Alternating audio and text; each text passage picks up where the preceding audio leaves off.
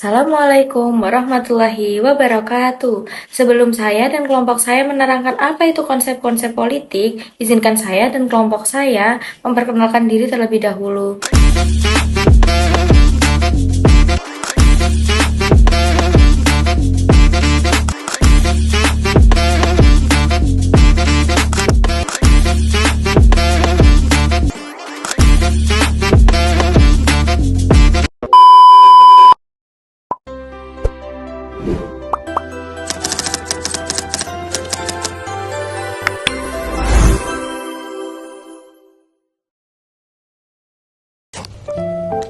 Definisi politik. Definisi politik secara umum, politik adalah kajian mengenai konsep, prinsip, dan ide dasar yang menjelaskan bagaimana kekuasaan, negara, serta masyarakat diatur dan dijalankan.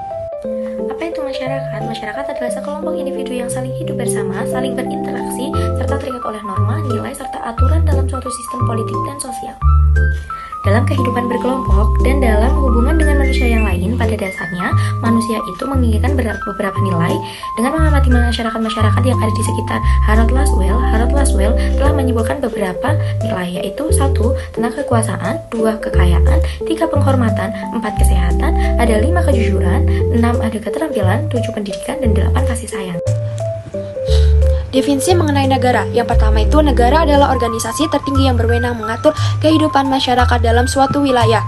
Yang kedua itu, negara adalah suatu daerah teritorial yang rakyatnya diperintah oleh sejumlah pejabat dan yang berhasil menuntut dari warga negaraannya ketaatan pada perundang-undangannya melalui penguasaan monopolitis. Definisi negara menurut para ahli. Yang pertama, Roger Hasseltau. Negara adalah alat atau agensi yang mengatur atau mengendalikan persoalan bersama atas nama masyarakat. Yang kedua, pada Harold J. Lasky. Negara adalah suatu masyarakat yang diintegrasikan karena mempunyai paksaan yang sah, yang bersifat berdaulat dalam satu wilayah. Yang ketiga, ada Max Weber. Negara adalah suatu organisasi dalam suatu wilayah yang berhasil memonopoli penggunaan kekerasan fisik yang sah. Negara mempunyai 3 sifat. Yang pertama ada memaksa. Jadi kita wajib taat aturan, jika melanggar akan ada sanksinya. Yang kedua ada monopoli. Cuma negara yang sah bikin aturan dan pakai kekuatan. Contohnya seperti tentara dan polisi. Yang terakhir mencakup semuanya. Artinya aturan yang berlaku untuk semua orang tanpa terkecuali. Negara memiliki 4 fungsi. Yang pertama, fungsi pengaturan, di mana negara bertugas membuat aturan untuk memastikan kehidupan masyarakat berjalan teratur dan aman. Kemudian yang kedua, ada fungsi perlindungan, yaitu negara bertanggung jawab untuk menjamin keamanan dan memberikan perlindungan bagi seluruh warganya. Lalu yang ketiga, fungsi pelayanan dengan menyediakan berbagai layanan publik yang esensial demi kesejahteraan masyarakat. Contohnya, dengan membangun dan mengelola rumah sakit umum untuk memberikan layanan kesehatan. Dan yang terakhir, fungsi pembangunan. Artinya negara berfokus pada upaya mendorong kemajuan ekonomi dan pembangunan sarana yang mendukung kemajuan negara secara keseluruhan. Tujuan negara terbagi menjadi 3. Pertama, ketertiban. Negara bertugas menciptakan aturan untuk mencegah kehidupan masyarakat agar berjalan teratur dan aman.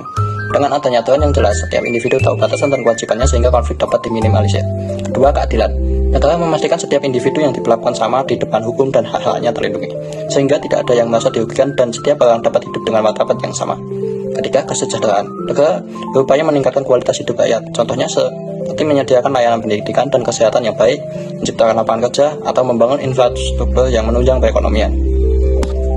Agar sebuah negara diakui harus memiliki 4 unsur ini. Yang pertama, wilayah, seperti daerah tempat negara itu berdiri meliputi darat, laut, dan udara. Yang kedua, ada rakyat, yaitu penduduk yang tinggal di dalamnya. Yang ketiga, ada pemerintah berdaulat, di mana yang mengatur sekaligus menegakkan aturan. Yang terakhir, ada pengakuan dari negara lain supaya resmi dianggap ada.